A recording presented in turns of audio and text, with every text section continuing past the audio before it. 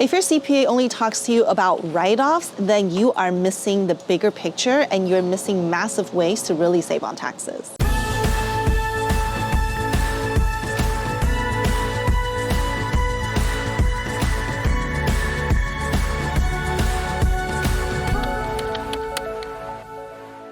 Here's the thing. Have you heard people say, I'm going to teach you how to write off your life? I'm going to teach you how to write off your wedding. I'm going to teach you how to write off everything under the sun, all the stuff that you spend your money on.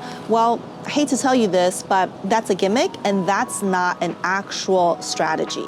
The reality is the IRS is pretty clear about what is personal versus what is business use. So the key is to make sure you have the right facts so that you can shift as much of your personal expenses into legitimate business deductions. And yes, we should be tracking our expenses like mileage and home office and shifting income to our kids, but those are just the basic things that we should be doing to save on our taxes. If all your CPA is talking about is how to maximize your write-offs by buying fancy watches, buying fancy purses, buying very expensive cars, then you are missing the whole point of tax savings and wealth building.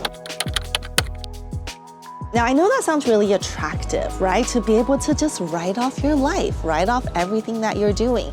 But the reality is we don't ever want to spend money on something just so that we can take a tax deduction. In fact, instead, we want to invest our money into assets that could not just provide us with tax savings, like a business or real estate, but also provide us ways to build cash flow as well as wealth. And the reality is when we're talking about writing off expenses, that's just something that's very reactive. I spent money on something, I'm going to be writing it off. But proactive planning is looking at what are the best ways for me to deploy my money so that I can get tax savings and wealth accumulation. And I think you'll agree with me when I say that we all know even the concept of writing off your entire life is risky and probably something that, at least in part, would be disallowed by the IRS if it were ever to be questioned. So although we always want to capture the small wins, like some write-offs on home deductions and car expenses, but we want to instead focus on the big picture strategies that could help us to save taxes on tens or even hundreds of thousands of dollars in taxes. So let's talk about some of those. First, entity structuring. Entity structuring is a very powerful play when it comes to minimizing taxes. If you're a business owner, for example, operating in the right corporate structure could help save you over 15% in taxes. And what do I mean by that? Well, let's say you have a side business where you do some consulting. And if you made $100,000 of net profit, operating it as a sole proprietorship, a single member LLC, or even a partnership could be costing you 15% in unnecessary taxes. Alternatively, if we instead earn that money inside of an S corporation, you may be saving up to $7,000 per year in taxes just in using the right legal entity. Now, alternatively, if we're talking about rental real estate, operating in an S corporation may be costing you a lot in tax savings. So understanding the right types of entities for the right types of income is going to be key in whether you're able to preserve thousands of dollars in tax savings or end up paying a lot in unnecessary taxes. Another massive planning opportunity we look at when we talk about strategy is retirement planning. Now, you might think I'm so far away from retirement age, but retirement planning is basically looking for ways for us to put money into retirement accounts so that it could either be growing tax deferred or tax free.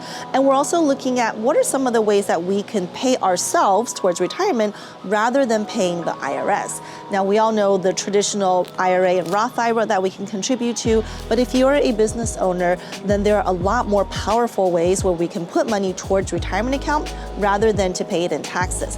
An example might be if you have a 401k for your business, you alone can stock away $70,000 or more into retirement accounts. And if you have very high income, we typically look at other additional strategies like defined benefit plans, pension plans to be able to shuffle hundreds of thousands of dollars into retirement rather than to go towards taxes. So you can see that's a much more powerful strategy where we have an immediate write-off rather than trying to, again, write off our life that may not even be kosher. Now, we can't talk about massive tax savings and wealth building without talking about real estate, right? So if you're investing in rental real estate, there are so many ways that we can reduce our taxes through write-offs and through depreciation. Now, after the One Big Beautiful Bill, we actually have 100% bonus depreciation, which means that a good part of your purchase price of a rental building could be immediately tax deductible. If you're someone working full-time, we look at strategies like the short-term rental loophole or turning a spouse into a real estate professional. There's so many creative ways to use real estate to offset taxes that are much more powerful and much more strategic than simply writing off your life. It's not uncommon for us to see clients who make $300,000 or more in their W-2 income, and if they have a spouse who could be a real estate professional, or if they use the short-term rental tax loophole, to effectively be able to wipe out all of that taxable income with just a couple rental properties. And when we look towards multi-year tax planning, one of the things we're always looking ahead to is what are our exit strategies? If I'm selling a business, what is the most tax efficient way for me to sell that business? If I'm selling real estate, should I consider a 1031 exchange? And what are some of the other offset or deferral strategies I can look at in terms of opportunity zone or different investments that I could be making? So again, it's not about writing off your life. It's about looking at what are all these other strategies I could be using to make sure I keep more of what I've made.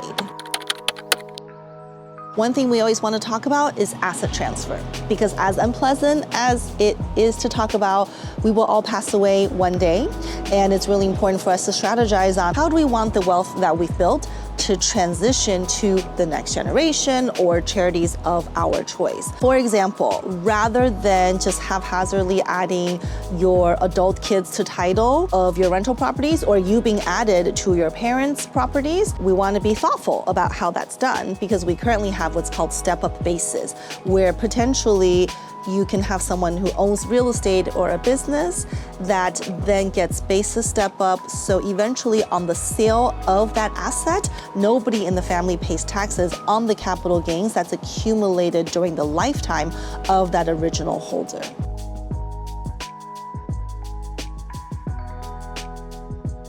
So I covered a lot of different high-level strategies just to demonstrate to you that there are a lot more powerful ways to save on taxes beyond just deducting our car or deducting our home office or writing off our life. And so it is important to make sure that you are doing true tax planning. You're not trying to skirt the system and scrounge up every little tax write-off that may or may not be kosher.